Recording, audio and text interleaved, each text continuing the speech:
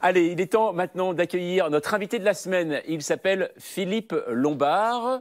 Vous êtes journaliste et écrivain. Bonsoir. Bonsoir. Vous êtes spécialiste de cinéma. Vous venez de publier ce livre, hein, Michel Audiard, le livre Petit mais costaud chez Hugo Images. De quoi réjouir Mézig pendant son bain de soleil face à son congé payé.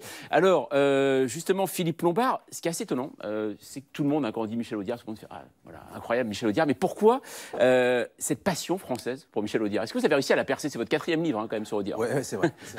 C'est un peu, je me pose encore la question, quoi. C'est-à-dire, est-ce que je pense qu'il y a l'idée que les répliques d'Audiard, c'est un peu la nostalgie d'une époque, tout ça. Après, si on regarde bien, on se rend compte que finalement, les gens ne parlaient pas comme ça. Enfin, on n'imagine pas une seconde que le premier plombier, le premier truand venu avait un langage aussi fleuri, avec cet esprit comme ça de la métaphore, etc. Mais je pense que c'est un langage unique, quoi, en fait, qui correspond à une époque, mais qui correspond aussi à son auteur et qu'on n'a jamais retrouvé depuis, en fait. Ouais, mais d'ailleurs, cette légende qui veut que Audiard allait chercher toutes ses répliques au bistrot ou chez les chauffeurs de taxi, c'est pas forcément vrai. Hein. Il y a une part de légende qu'il entretenait lui-même en disant, moi, je suis dialoguiste, donc mon métier, c'est d'être voleur, c'est d'écouter et de prendre. Ce qu'il faisait d'ailleurs auprès de Gabin ou de Blier, qui avait aussi un langage très riche, donc il prenait des choses que eux disaient pour les donner à d'autres acteurs des fois.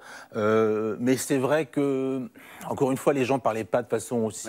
Voilà. Il y a juste un exemple d'une fameuse réplique du Pacha. En fait, un jour, Audiard est dans un taxi, le taxi s'embrouille avec un autre, il se retourne vers Audiard et dit « Alors celui-là, quand on mettra les cons sur orbite, il n'a pas fini de tourner. » Et Audiard, quand il entend ça, il se dit « Mais je suis il est prêt à tout, quoi, pour écrire une scène, pour juste mettre cette réplique, quoi. » Et il la met. Mais je pense qu'il n'y a pas non plus des exemples si frappants, en fait. Renaud. Est-ce qu'il a parce qu'il est décédé en 1985, Michel Audiard, est-ce qu'il a, dans le cinéma, des disciples pour vous?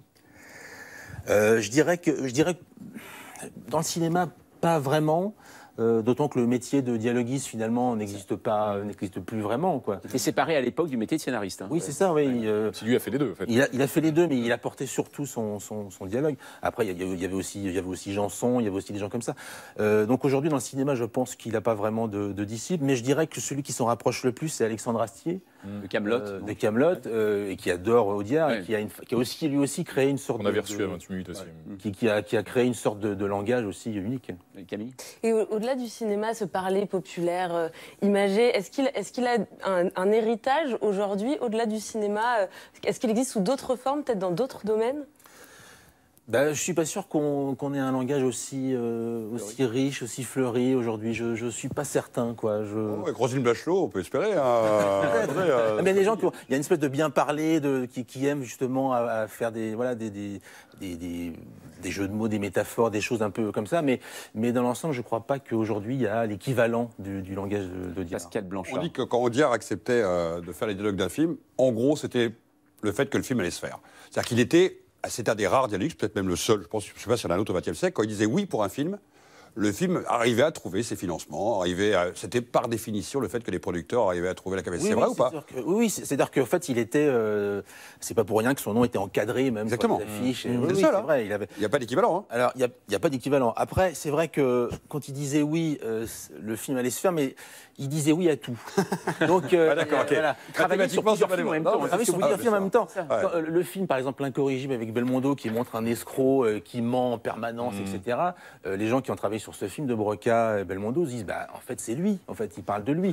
C'est-à-dire qu'il acceptait un projet pour un producteur, et puis finalement, il en faisait un autre. Et quand on l'appelait, alors demain, c'est demain le... Ah oui, mais ça y est, c'est presque fini. Il n'avait pas écrit une ligne. Il y a une époque où les scénaristes étaient...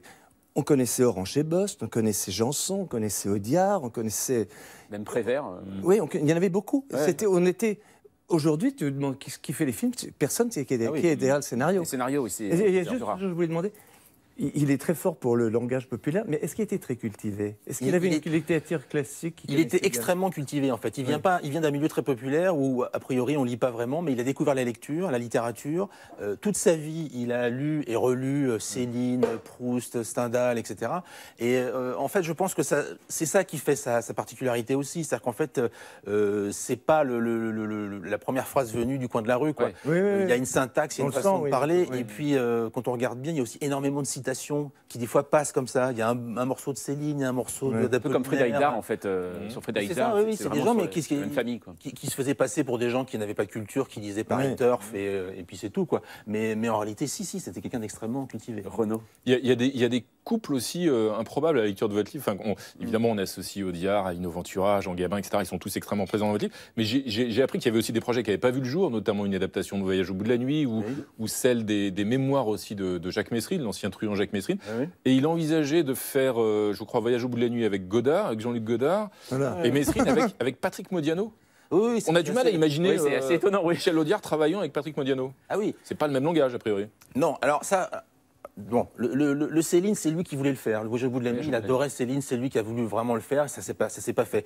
Le Messrine, ça vient pas de lui. En fait, c'est Belmondo qui achète les droits du livre de Messrine, qui veut absolument jouer le rôle. Et c'est Labro qui doit réaliser le film. Et tout d'un coup, ça, je sais absolument pas. J'arrive pas à trouver comment on a l'idée d'associer Patrick Modiano, qui en plus n'a jamais écrit de scénario, et Audiard pour faire un film sur Messrine. C'est assez dément.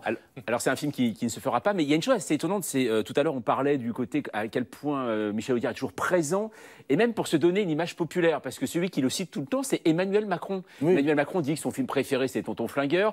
Il se trompe même une fois en citant Audiard, finalement c'était Chevalier Las Palais. Voilà, c'est dommage.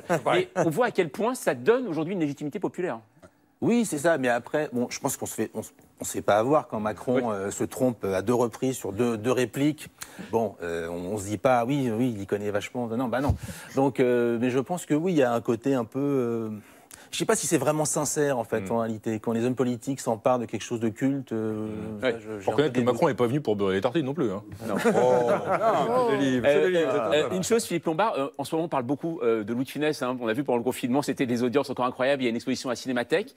On parle aussi de Michel Audiard. Est-ce que les deux se sont déjà rencontrés? Parce que c'était 2 personnalités préférées des Français au cinéma, presque. Oui. Ils ont même travaillé ensemble à plusieurs reprises. Un des premiers films de Audiard correspond à un des premiers films de Funès, c'était un film d'André Hunebelle. Et en fait, c'était à l'époque où De Funès avait des petits rôles, donc il a jamais écrit pour De Funès quand il était une star. Et d'ailleurs, Audiard dit que c'était mieux comme ça, que certainement il ne serait pas entendu.